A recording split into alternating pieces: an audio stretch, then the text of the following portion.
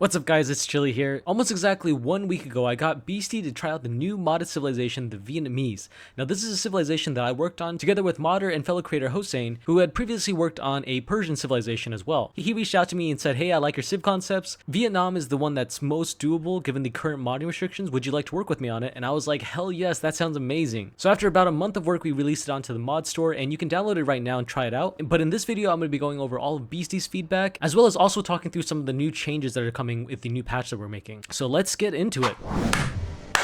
Gamers, today there's a modded civ. What does modded civ mean? Well, you know when you enter the game and you go in and like install a mod? Modded civ is a civ that's made by someone in the community, Chili, and he made Vietnamese civilization. So we're gonna be checking that out. Vietnam got all kinds of funny toys. They got elephants? Drop off worker elephants. Yo! And rocket elephants. Yes, rocket elephants. Vietnam's Okay, the guerrilla warfare civ. You got hideouts that are cheaper outposts that can shoot poison arrows. You got villages that can advance without a trace. That's why. Actually, just speak Vietnamese. And you got this landmark which lets you teleport, tunnel around the map. Oh, and did I mention that they've got hand cannon? that's broken as hell.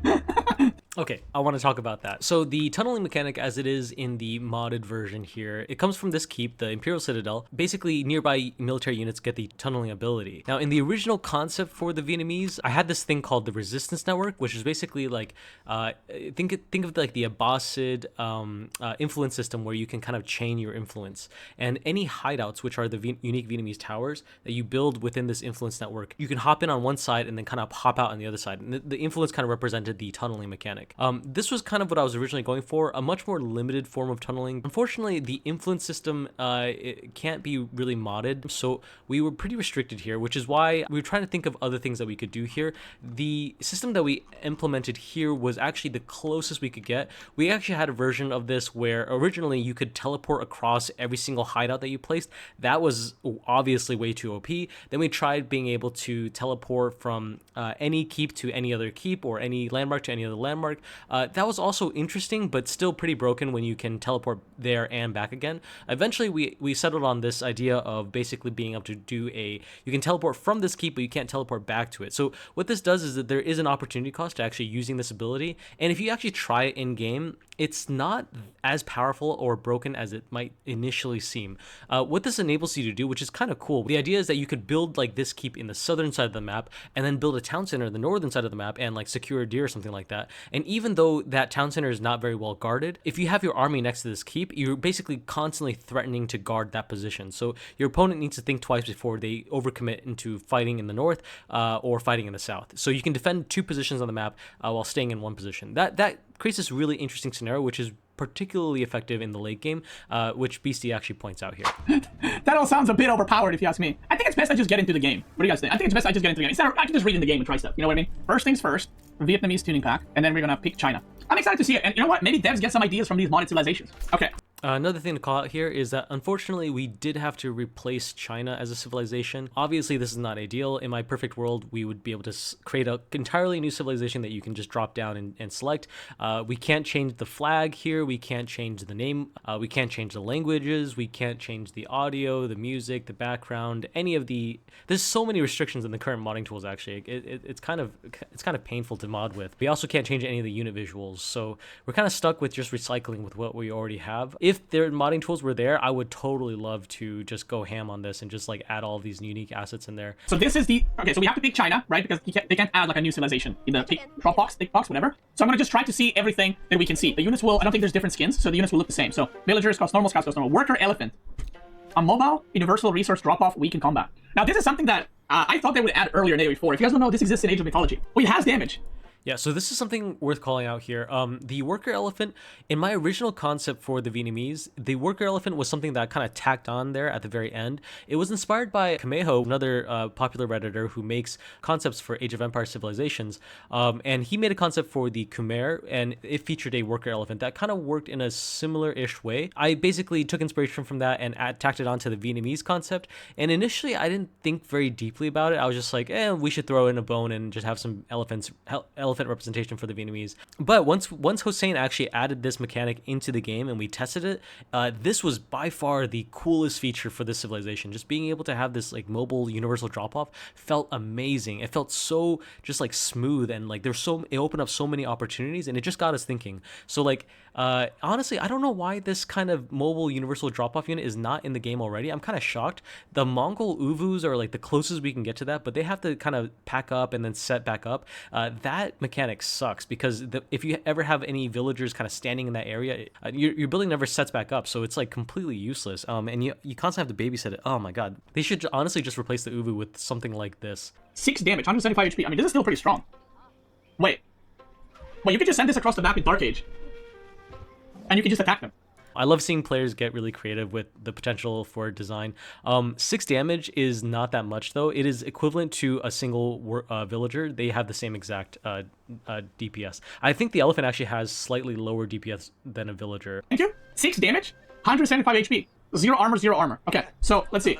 The 175 HP is definitely on the high side, though, considering that a regular villager is 50. So if you do send the worker elephant across the map and try to fight, it's possible. Yeah, you could definitely do something with it. And part of my thinking is that with this civilization, you should be able to do like some tower rushes and stuff like that, because you do have hideouts, which are cheaper towers that shoot poison arrows on top of that. So like there's a lot of advantages here if you try to secure like deny the opponent's gold or something like that in the early game. I think that should be a viable way to play the civilization. Okay, so I can just drop on the elephant. Okay, that's how it works. It's like a mobile drop-off. Yeah, so this mechanic, like, it worked so smoothly when I actually tested it out that we looked back at the Vietnamese civilization concept and we were like, okay, well, like, let's try to center this worker elephant a little bit more. I ended up making a landmark that was much more focused on worker elephants. We came up with some new technologies that benefited worker elephants. It just felt really, really good, so we wanted to highlight this mechanic. Now, this elephant, I can tell you already, is OP, because you could just send it to the enemy right at the start. It's 100, a fluid 50 wood, you just send it and you harass them. It's kind of like making a spearman out of town center, right? Yeah, weak in combat, it's not weak. 175 health is a lot. I think we're going to have to nerf this, the health of the worker elephant for sure. I think Beasty is calling this out correctly. Maybe 150 or even 125 might be a good place to put the worker elephant's health at. Oh, they have a unique upgrade. Increases the villagers' gathering rate for wood by 20%. The wood gathering bonus that the Vietnamese have is basically every one of your regular wood gathering technologies is 5% better. So instead of just getting 15% bonus wood gathering speed, you get now 20%. And it applies for every single age. So in total, you get plus 15% wood gathering bonus compared to any other civilization. This is just to compensate for, one, the fact that the Vietnamese are a very wood hungry civilization, and two, the Vietnamese didn't have a lot of economic bonuses, and we had a lot of trouble basically working with the current economic bonuses. So for instance, one of the things that we wanted to try to do was have the worker elephant basically buff up villagers around it, but it turns out that a lot of the buffs that are building specific cannot be applied to units, and buffs that are unit specific are sometimes associated with the civilization specifically. So for instance, if we gave the worker elephant like a prelate bonus, like maybe it like inspires nearby villagers or something like that, it actually, that bonus is specifically restricted to HRE, and since this is a Chinese based civilization, it doesn't work out, which is very annoying. So there were a lot of restrictions. We tried our best to come up with something that could work, and ultimately we had to think a little bit outside of the box and try to come up with other kinds of economic bonuses that might be relevant. Hideout. Okay, they can make a tower. It's 75 wood, boost the movement speed or nearby infantry by 50. Some of these icons are unique by me. I just kind of manipulated them a little bit in Photoshop. %. So like Mongol, it's like Mongol tower, but Mongol tower does it for cavalry unless you have deer stones. Yeah, so the reason why there's additional movement speed on the hideouts is that originally hideouts were designed to basically accelerate unit movement speed by using the teleport mechanic. When we couldn't do that, I still wanted something with the hideouts to basically encourage this kind of like hit and run, in and out kind of gameplay. And so the idea is that like if they have bonus movement speed, you could have your archer skirmishing on the outskirts here and then like retreat backwards, and then they're able to flee faster than the enemy is able to chase. This kind of really enables that early game hit and run kind of playstyle, which is what I wanted to play around. Cannot add emplacements. Oh, you can't put emplacements, but if you put units inside, they have poison arrows. Yeah, so this is an interesting mechanic. So in the original concept, I gave the Vietnamese something called guerrilla warfare. All arrows from garrisoned units shoot poison damage. And it would work exactly like Molly's poison arrows. The reason for this is basically just historical inspiration. Vietnam was known for using a lot of poison arrow weaponry to basically fend off against the Mongol invasions that happened during the 13th century. And essentially we got as close as we could. It turns out that if you make garrisoned units shoot poison arrows, you also have to make the structures shoot poison arrows by default. So this turned into basically every single building for the Vietnamese, including their keeps, including their town centers, all shoot poison arrows, whether or not they have garrisoned units, which quickly became something that was really, really powerful, right? And when we first tested it out, it was way, way OP, and so we started thinking about like, what other kinds of things can we do? This ended up meaning that we had to nerf the hideout a little bit. So instead of having 5 slots and being just as strong as a regular tower. Instead, we made it a little bit weaker in health, a little bit cheaper, but faster building, and then also you only have 3 garrison slots. Another thing to call out is that the original concept for the hideout actually passively stealths, and I wanted to get some stealth buildings in the game because I think that would just be so interesting because we haven't seen that yet. But unfortunately, since there's no existing stealth building in the game, this wasn't possible, so we had to think outside of the box and come up with something else. The idea behind the stealthing hideout was that it'd be kind of like you're running by and all of a sudden, like, boom, there's like 3 hideouts in the area, they're all shooting poison arrows. It's like an ambush. That's kind of the thematics around this civilization. It's very hit and run, very guerrilla warfare. Their units themselves are not necessarily the strongest or most high quality units, but because they can kind of think outside of the box and play like kind of like rats a little bit, they can then, like, you know, trick you and beat an army that's, you know, much greater value just by playing smarter. That's kind of the inspiration behind the civilization. Oh my god, look at the size of the farm. Rice terrace. Can I put more workers? There's 2 things that we wanted to do with the rice terrace. One is that Vietnam historically had really good rice production. Specifically, there's this strain of rice known as Champa rice, which came from the Champa Kingdom just directly south of Vietnam, which Vietnam would later conquer and colonize. That strain of rice, once it made it into China, was responsible for a huge population boom. So I wanted to make some kind of reference to Champa rice. And number 2 is that it also serves an interesting gameplay purpose. Vietnam, the way this playstyle is designed is that it's very, very powerful in the early game, Dark Age, Feudal Age. It's got hideouts, it's got traps, it's got a lot of immobility going on. So the idea is that you can secure a lot of map control, especially with your worker elephants as well. You can go hunt down the boar, you can go hunt the deers, and you can contest a lot of different points on the map. But then the idea is that when you get to the mid game, like say the Castle Age, now you have to start doing your farming transition. And while Vietnam has a lot of defensive tools built into this civilization, it's not necessarily easy to, one, build these 100 wood cost farms, which are pretty expensive, and then number 2, the farms will take up a ton of space. So you know, if you actually want, like, say 20 farms or something like that, you need to cover this entire area with farms, and it's very, very hard to defend that, which means that you need to kind of flex the defensive tools or flex the kind of early game map control that you secured to basically enable your mid game farming transition. And if you can secure that, then you can get into the late game and you're all kinds of powerful in the Imperial Age again. That's kind of the thinking behind this. So if we had multiple units be able to, like, get on a farm or something like that, I just feel like it wouldn't have the same kind of gameplay impact,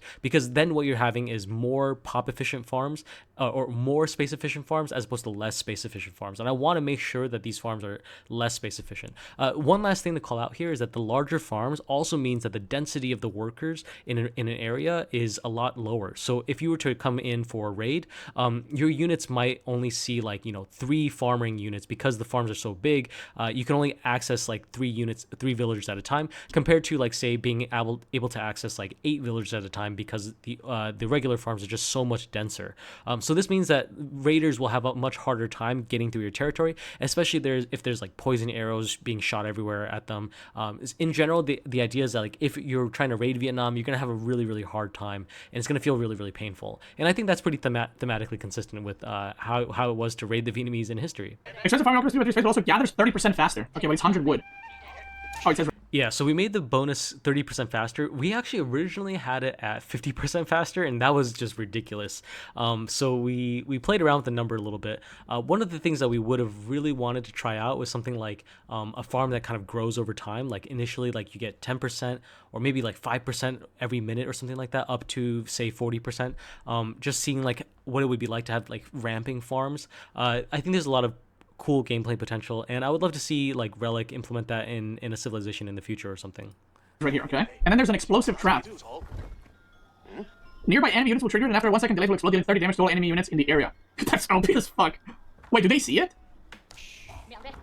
Wait, does the opponent see it though? You know what I mean?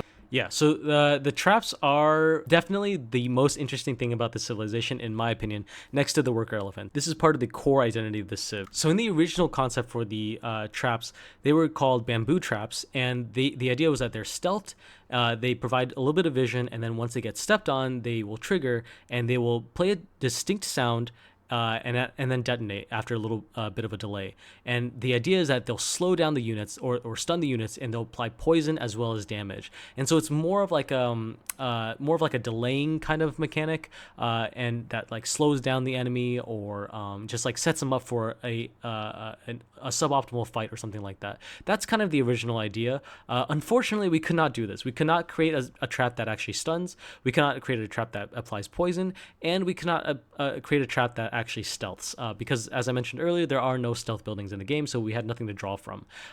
As a result, we had to play around with what we had. The closest that we got to was basically the trap as you see it in the game now. Traps are called explosive traps because we couldn't get the stick, like a punji stick mechanic working. So instead, it's just like a mine. And there is, by the way, some historical viability here. The Song Dynasty was known to use some early forms of like explosive mines, like in real life. And then while the Vietnamese didn't use explosive mines to our knowledge, I mean, the Vietnamese had access to gunpowder, and it's not too unreasonable to expect that, like, you know, maybe some of that technology made its way south. Also, the Vietnamese definitely did use traps, punji stick traps, bamboo traps during their war against the Mongols. So that is pretty well documented. So it's kind of like historically plausible is what I would say. Hossein did this really cool thing where in order to create some kind of alert, we actually had a really hard time creating that alert system in the beginning. Hossein had this really imaginative idea, which is basically to have the trap shoot like a tower shot, an initial tower shot that gives it like an alert sound. So you'll know that you're getting hit by something. And then after that initial 1 damage tower shot, then the regular explosion comes in later. So it kind of simulates the idea of like getting some kind of warning. Obviously not the most ideal, especially since the traps do not stealth. So this means, also the traps don't destroy themselves after they have exploded. In my ideal version, the traps would definitely disappear after they've been destroyed, but we don't have an example of buildings that can disappear after they've been triggered something. So the closest we can get was this kind of like Widow Mine-esque, where the trap will kind of rearm after a few minutes, and it's really hard to tell whether or not the trap has already detonated. So there's a lot of restrictions that we're kind of playing around with here. In my ideal form, this whole thing basically, you know, it works the way a mine works in Company of Heroes. In fact, this whole civilization was very much inspired by the Panzer Elite from Company of Heroes. I don't know if you guys played Company of Heroes. I think it was the first one where they had the Panzer Elite. And the Panzer Elite was kind of like a Axis faction that was all about scorched earth, laying teller mines, and booby trapping your control points and all that. I really liked playing that civilization, and because I just felt like such a rat, and I felt like something like that would actually be really interesting to see within Age of Empires 4's context. So if you A move and you don't attack it, that's OP. If you A move and you attack it, it's still OP. Because 30 damage AoE, I mean, it will take more than half work. The traps are pretty powerful, not gonna lie, and they only cost 25 wood. But keep in mind that the Vietnamese do not have access to regular towers. So regular towers, they can build emplacements. They're stronger. They can get the stone upgrade, and in late game they can get the bombard upgrade. So there's a lot of like potential for defensive capabilities with regular towers that the Vietnamese just don't have. Vietnamese hideouts cannot get any kind of emplacement upgrades, and they can't get the stone upgrade either. So essentially, you're kind of screwed in the late game because your towers don't automatically shoot. The traps are the way the Vietnamese player will compensate. So in combining hideouts with traps, you can create an effective defensive barrier that is almost similar to what other civilizations can do. So you could put these traps on like gold or bears on the map or deer or whatever. Like that'd be so fucking busted. That's absolutely the idea. I think players should totally try doing that. That'd be hilarious. Like sending a unit out to set up a bunch of traps to deny your opponent's deer. I mean, your opponent could just trigger the traps by sending a sacrifice unit through it, but it would still cost them a little bit to do that. Ho Ming Tower. Okay, acts as a hideout with 6 garrison slots. Hideout can now train all light infantry, including spearmen, archers, crossbow, and arquebusters, but it takes 75% longer. So to quickly explain the Pho Minh Tower, the thinking behind it is that as the Vietnamese player, you're going to be taking a lot of map control. You're going to be securing a lot of map resources like boar and deer. As you're doing all that, like it'd be pretty great for you to build towers over there, and then all of a sudden you can just build units straight from those towers. So almost the idea is like you can have like some forces kind of behind enemy lines just because you built towers there maybe earlier in the game, and then you can kind of like summon up an army in the back and just kind of like do some skirmish flourishing. And also, like, when you're playing against a Vietnamese player, you don't know where their army is going to come from. They're not just simply building like a single army in their base. They could be building from anywhere on the map. So you kind of have to keep an eye out for like where they're coming from. I think that fits very nicely into the popular conception of like the Vietnamese military. Let's see if House has something. Oh, House has something. Feudal Age. Houses are 50% cheaper. Okay, so this is a really cool tech. Empty Gardens is a reference to a speech that a very famous Vietnamese general gave during the war against the Mongol invasion. And the idea was basically when the enemy comes into our land, they will find nothing but empty gardens because we're gonna take everything that is valuable and we're gonna move it all out. And so this is basically a scorched earth policy, or a medieval form of scorched earth. And the idea is that like there's nothing in the land for the Mongols to actually live off of, so that they're going to be taking this kind of attritional damage the entire time. They can take the territory itself, but they won't be able to stay there for very long because we're going to take all the food, we're going to take all of the resources, we're going to burn down anything that they could potentially use, and that's how we're going to get them back. So a really cool mechanic. And there was a lot of things I wanted to do with this, but what ended up happening was that the easiest way to echo this kind of sentiment was to make houses 50% cheaper. On top of that, houses get the bannerman buff, basically the Japanese samurai bannerman buff. They get it for the melee units, ranged units, and cavalry units. So your houses basically buff all nearby units by 15% damage, but the radius is pretty small, so you have to fight pretty close to the house to actually take advantage of this buff. But the idea is definitely that like I want Vietnamese players to be like building out houses all over the map. And the idea is that like in the early game, when you're securing that map control, you're securing those map objectives, you're also dotting the landscape with hideouts, you're also dotting the landscape with houses. And what's cool is that since your houses are 50% cheaper, so in this case they would only cost, say, like 25 wood, you don't care if you lose a house, which is very much the way that it worked historically. You don't care if the enemy takes the land or like destroys your cities or conquers your cities, whatever, because you took everything that was useful there already and you already moved out. You don't mind the loss. So in this case, like even if you lose a house that's built far out, you don't mind the loss of 25 wood because it's so cheap. Like, what you can also do with this? You can go on a deer, and you can just stack the deer with your elephant. Oh wait, does it not? Okay, so yeah, elephants don't scare deer, and it's actually not because they're just like good friends or something like that. This is really awkward situation. Basically, in the modding tools, if you have initially the worker elephant was labeled as a military unit because it's copied from the war elephant, obviously. But unfortunately, what happened was that if you have, say, a military drag select, and you're trying to select your villagers and your elephant, as you will often do. Let's say you want to grab all the villagers that are hunting the deer and you want to move them somewhere else, the elephant will not be selected. So it's very frustrating. You have to kind of control group everything, and it's really annoying to deal with that. So when I got some feedback that people weren't liking that, so we wanted to implement just like you can smoothly just drag all villagers and worker elephant at the same time. So then the worker elephant was given the worker tag. However, when the worker elephant gets the worker tag, what happens is the elephant will stand there while everyone else is hunting, and the elephant will actually count as an idle villager, which means that it appears in this notification down in the bottom left corner here, which was very annoying. So any single time you had like any worker elephant standing anywhere around the map, you would have this idle symbol here, and you never know whether or not it's an actual idle villager or if it's just a worker elephant standing still doing its job. So we had to, in order to fix that, the only way that Hossein was able to come up with, and Hossein has been an extremely creative modder with coming up with all these solutions, by the way, was basically the worker elephant doesn't have any tag. It's not a worker and it's not a military unit. So it's kind of like it doesn't know what it is, essentially. It's like its own stateless being. And in this case, the deer are not afraid of stateless being like this. So that's the happy medium that we came to. Ultimately, like, it would be nice if the worker elephant could scare the deer away and you can kind of micro it around a little bit, but I don't think it's I'd rather have this happen than have this idle icon happen or have the drag select happen. But they look like they have no unique units in Feudal Age. But there's a unique upgrade on the archer range. +1 range armor for all ranged infantry units. This is interesting. Basically, every civilization in this game has something going for it militarily in the Feudal Age. Almost every civilization has a unique unit. For instance, the English have the longbow, the French have the Royal Knight, the HRE has prelate as well as the early man-at-arms.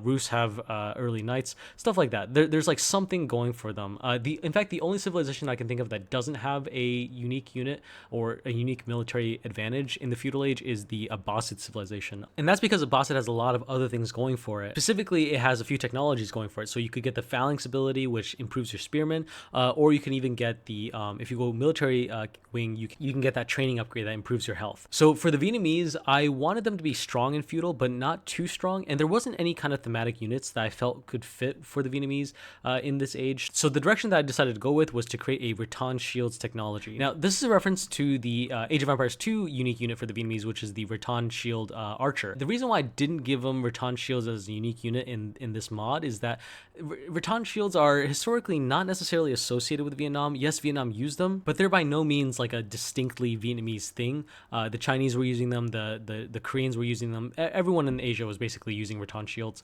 So it was a little bit weird that they kind of went in this direction, but I definitely still wanted to make some kind of callback to this unit's identity, which is basically a anti-archer archer. So from my perspective, giving the Rattan Shields tech, basically adding +1 ranged armor for all of your ranged infantry, echoes this. So your archers in the feudal age will have a much better time dueling against any other archers in the game. And by the way, this tech is unprecedented. There's no other civilization in the game with a feudal age armor tech that like benefits them like this. This is pretty overpowered compared to what a lot of other civilizations get. So I felt like this upgrade should not be understated. That's why it's so expensive. But in retrospect, it's a little bit too expensive. I might want to nerf this. I want to make this a little bit cheaper. So it's like a budget OTD upgrade. That's expensive. Holy fuck. I mean, it's a bonus armor, it's still worth, but it is expensive. This is center nearby villagers and treasure. I mean, I assume this is like Musafari, right? So if you're raiding, it's like you can't really shift here, you gotta be closer to them, so I guess it's kind of annoying. So the stealth mechanic for the resistance headquarters is actually hilarious, and I want to show you guys an example. Okay, so here's the way it works. So right here, I'm actually sending horsemen in. You can see that the resistance headquarters is right here.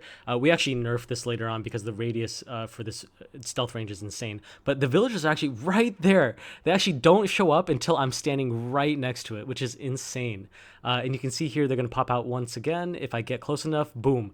So if I'm trying to raid in this general region around this town center, I basically don't know what's here unless I walk right up to it. And the entire time, it's really easy for him to garrison villagers inside and start peppering me with poison arrows. And here, I don't know if you can tell, but the mine is actually starting to be worked on. There's villagers on the mine. I have to get right up next to it, and only then do the villagers actually appear. So this stealthing mechanic that actually hides your villagers is really, really cool, because I think it kind of evokes this identity of like the Vietnamese, like you don't know like where their economy is, you don't know where their people are. Their villagers kind of like run in and out, they disappear.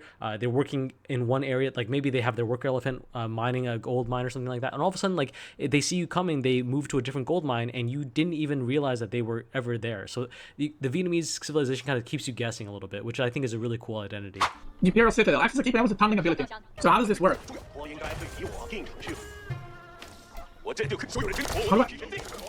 Oh. Yeah, so in the original conception, I would totally want it to be like a garrisonable building, kind of like the Nidus network, or if you played Age of Mythology, like the Oranos sky portals. That seems to be the intuitive direction to go in, but we couldn't do anything quite like that, so this is the closest that we got. Okay. Yeah, so you have to click on it and teleport over. It's basically the Shinobi ability, but extended.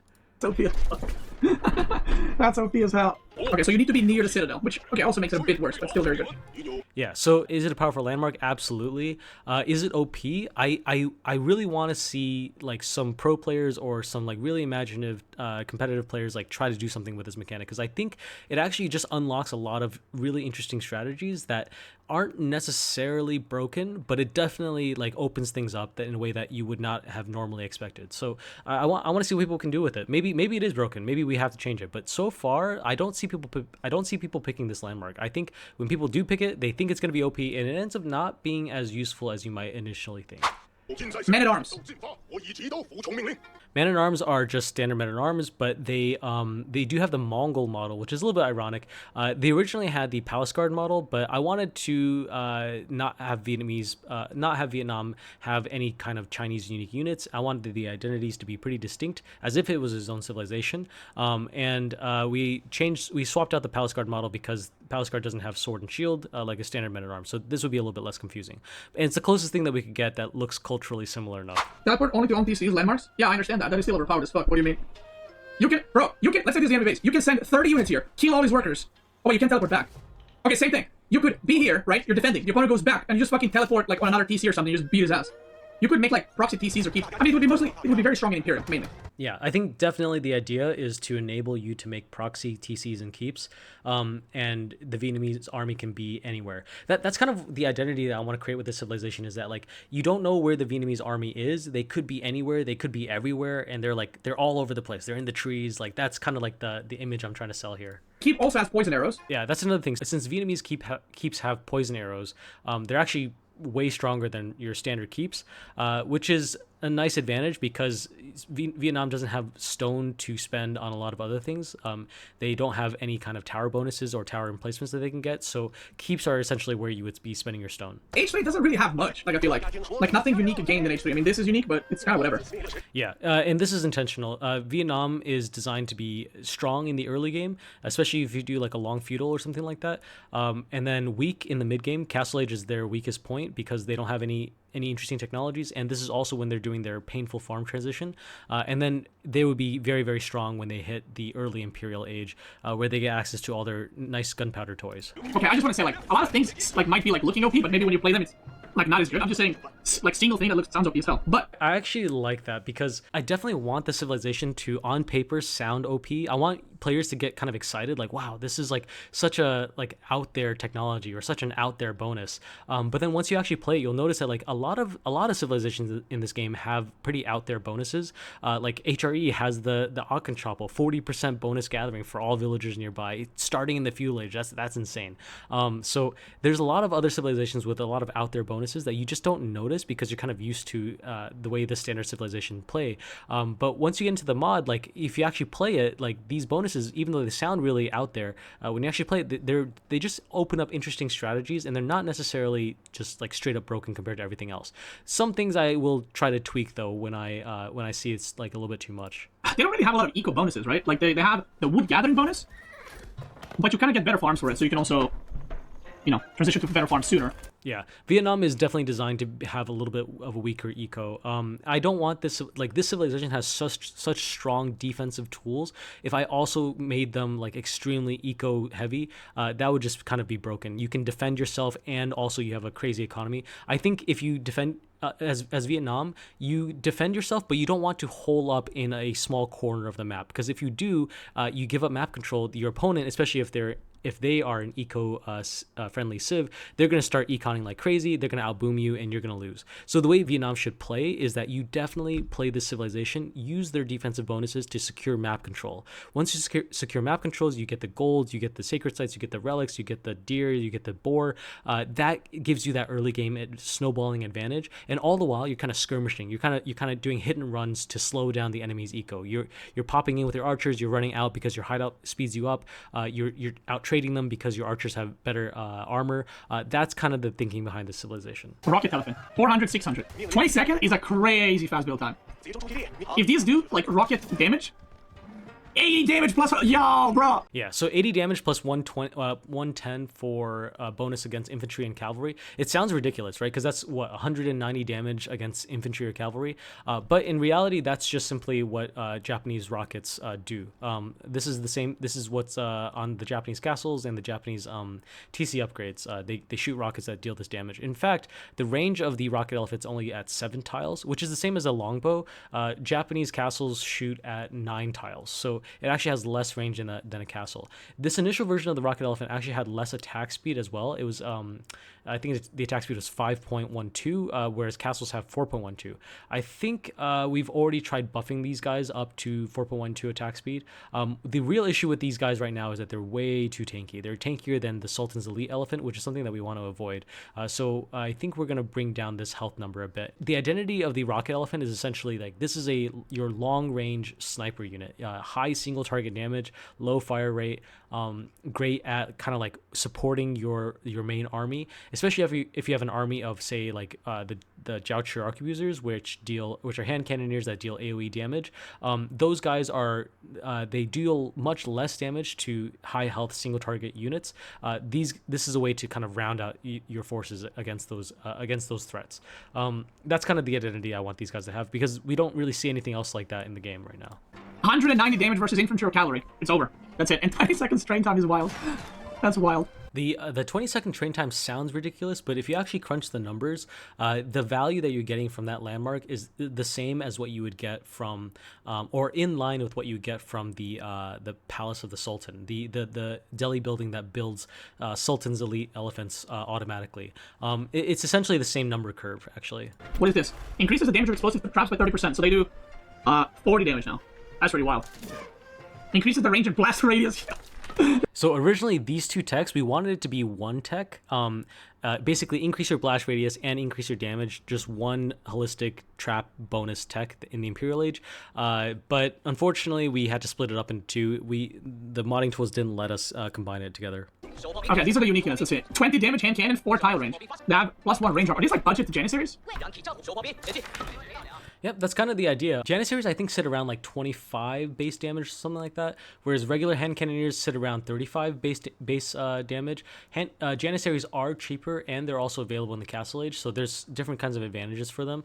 The Jaui Arquebusier is down to 20 hand cannon damage, which is definitely the lowest out of all the hand cannon variants, but that's intentional because they have an AoE attack. And if you played Age of Empires 3, you'll be familiar with like musketeers that have AoE damage, like the giant grenadiers. Oh my god, those guys were terrifying.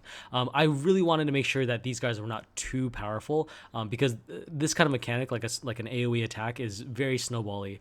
It's also a cool historical reference. Jaui Arquebus historically was regarded by the Chinese as the best gun in the world at the time, simply because it had like some unique mechanics to it that allowed it to penetrate multiple armor targets effectively. This was something, and it did it in a relatively quiet form. So something that not a lot of other guns in the time period could do. So I wanted to kind of emphasize, like, Vietnam had pretty incredible gunpowder technology for its time period. 20 damage, but AoE damage. Okay, let me see what the AoE range is. So if I shoot this one, but I don't know if it's gonna splash. Yeah, so the AoE is actually 1/3 of that of the Grenadier. I think it's actually a little bit too low because it basically doesn't deal any damage against cavalry. I think we're gonna buff it up to 1/2 of the range of a Grenadier. 1/2 of the AoE range of a Grenadier. You can do some weird shit with this. Can you put elephant? You can put elephant, right? You know what you can do? You could open elephant. I tested this. I was a little bit surprised, but you can put all kinds of elephants inside of any outposts and towers and stuff like that, including the Delhi elephants right now. So we just kind of kept the same mechanic there. Next, let's just skip over to where Beasty gave his direct feedback. Damn. So I think the idea of knowing placements where you can make units out of it, if you go this landmark, is cool. I like that. Okay, I'll just go with what I like, what I don't like. That's cool. I like that. Yeah, I'm glad. I also think this is a really cool mechanic. Poison arrows from the stuff, but less garrison space. I like that too. Okay. Oh, I'm a little bit surprised to hear that, but that's awesome. I like that too. This landmarks, I don't know what the opponent sees. That's the hard part. Like, the villagers are stealthing around this, but I don't know what the opponent sees. So it might just suck pretty badly, right? I think if he saw the video clip that I showed you guys, he would see that this is pretty powerful. It basically protects all the villas in this area, especially if you set up your farmers there. It's crazy. And it's thematically also so coherent. This landmark is completely broken. I mean, these elephants, 20-second train time, and have a rocket, that's it busted. The other Imperial Age... I don't know if the Imperial Garden's actually that busted. The elephant's really strong, but I'm already nerfing the health. But aside from that, if you have multiple elephants out, they actually overkill significantly. They all target the same guy, and they have the same issue as the javelin throwers. Like, any kind of like single target, like slow firing unit is going to have this issue. So elephants are not as strong as you might initially think. I think they're great if you skirmish and you kind of weave in and out and kind of do this kind of like hit and run kind of sniping attack with it.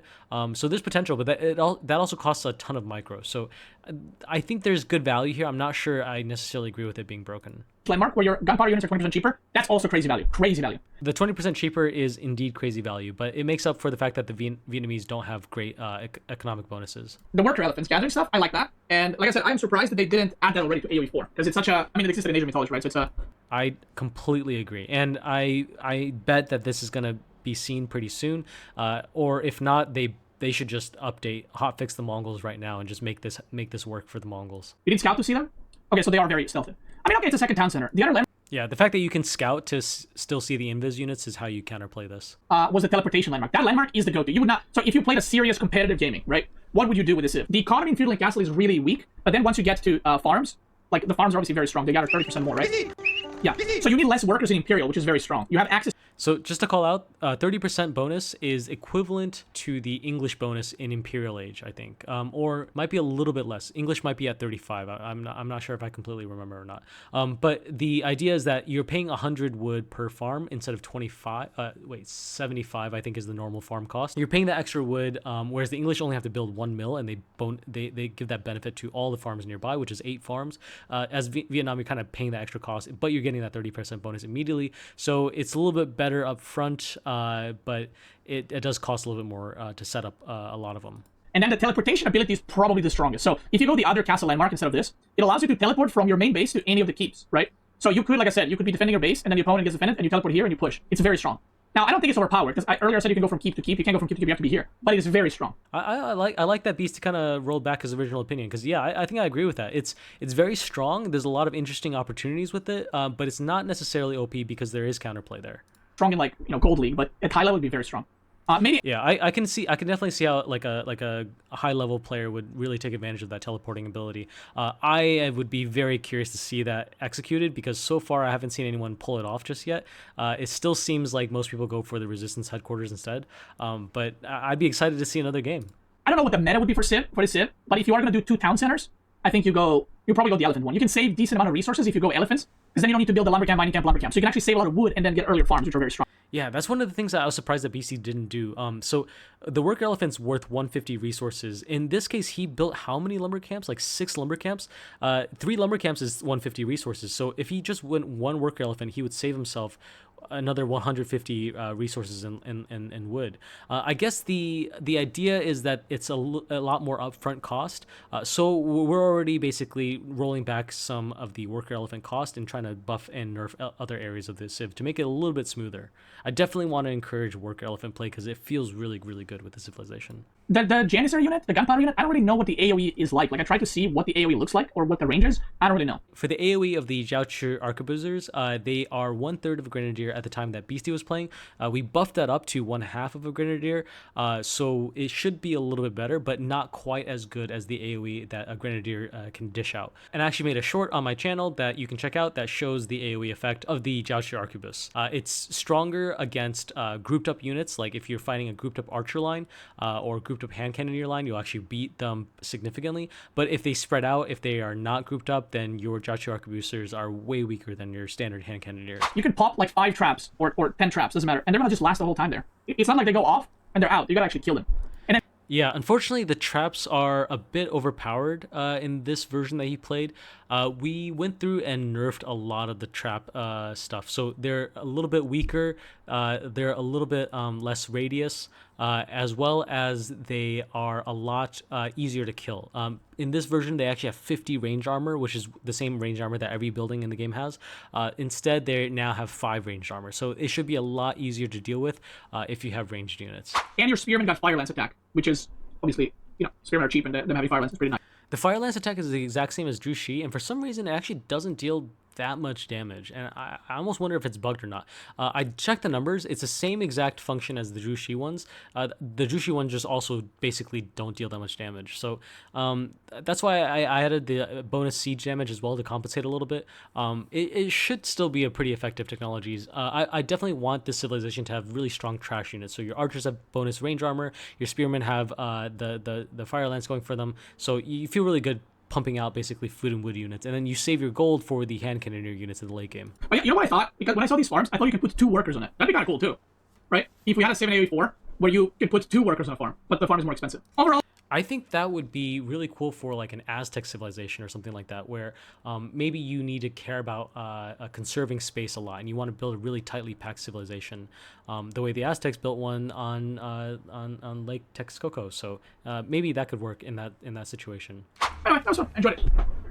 I enjoyed it. Anyway, if you want to play it, you can go mods. You type Vietnamese. There we go. And this is it. Hossein made the mod, but I think Chili made the concept, if I'm correct. Alright, and I just want to say huge shout out to Beastyqt for trying out the mod and making this video. As a designer, it's always super rewarding to see how players actually play your designs. So I had a ton of fun. Definitely check out the full video on his channel. And again, huge shout out to Hossein who actually created the mod. Over the past couple weeks since the mod has come out, we've actually been hard at work on making a patch where we actually address a lot of the issues that people have been pointing out. Big thank you to everyone who provided feedback to the mod. To just briefly go over the new changes, Vietnam will no longer have access to any drop-off buildings, mills, lumber camps, and mining camps. Instead, you're going to be relying on worker elephants, which are now much cheaper, 50 wood and 50 food. And then their base health has also been reduced to 150 instead of 175. We could also reduce this further to 125 potentially. I'm still playing around with this. There is a new building now called the Economic Ministry, which basically functions like a blacksmith for econ techs. So you can research all of your mill and lumber camp and mining camp technologies all inside of this building. It's very similar to the Atlantean, I think it's called Economic Guild back in Age of Mythology. And also to compensate for some of these changes, their start will now be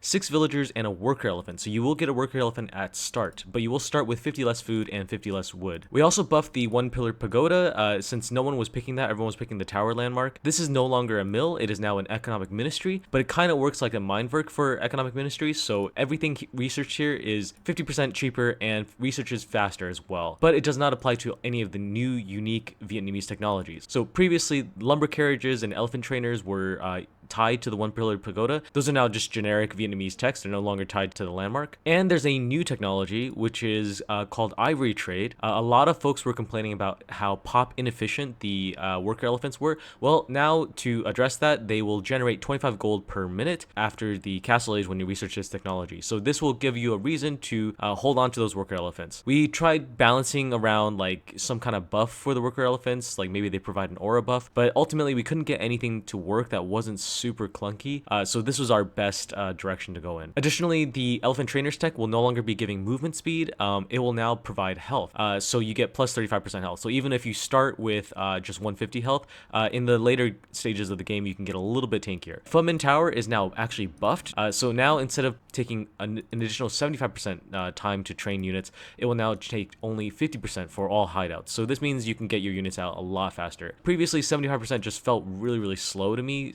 50% I think will feel a lot smoother. Explosive traps have been nerfed significantly. Their explosion and trigger radius has been reduced by 20%. Their ranged armor has been reduced significantly as well. Torch damage was not reduced, but the fact that ranged armor was reduced from 50 down to 5 means that you can shoot it with arrows. It'll kill the traps much faster compared to before. To compensate for some of these changes, the build time is a little bit faster from before, so 25% faster. And there's a new model for the explosive traps. They now look like a little tent, so it's a little bit more clickable. Rocket elephants have been adjusted. They're much less tanky and their attack speed is a lot faster now, and their pop cost is also a little bit lower. This all is to make it match the Sultan's Elite tower elephant. And then the last two changes are the Jaui Arquebusiers has been renamed to a name that's more fitting for Vietnamese speakers. Jaui is more of like a Chinese way to spell this name, whereas the Jaui is more Vietnamese. Although this entire time I'm totally pronouncing it completely wrong, so